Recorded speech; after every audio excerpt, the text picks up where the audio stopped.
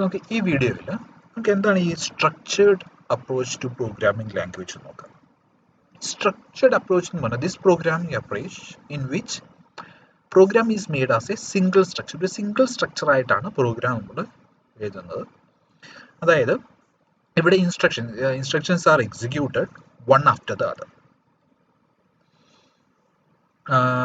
അപ്പം ഇതിനകത്ത് ഒരു ഇൻസ്ട്രക്ഷനിൽ നിന്ന് വേറൊരു ഇൻസ്ട്രക്ഷനിലേക്ക് ജമ്പ് ചെയ്യുന്നത് നമ്മൾ അവോയ്ഡ് ചെയ്യുവാണ്. സ്ട്രക്ചേർഡ് അപ്രോച്ച് ടു പ്രോഗ്രാമിംഗ് ലാംഗ്വേജിൽ നമ്മൾ മാക്സിമം അവോയ്ഡ് ചെയ്യും.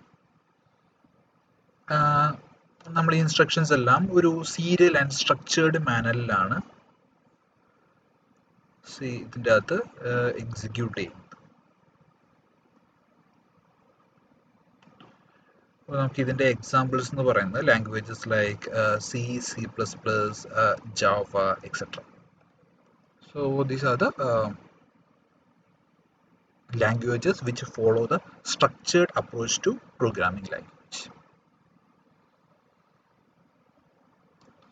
ഇനി നമുക്ക് ഇതിന്റെ സ്ട്രക്ചേർഡ് പ്രോഗ്രാമിംഗ് ലാംഗ്വേജിന്റെ അഡ്വാൻറ്റേജസ് നോക്കാം.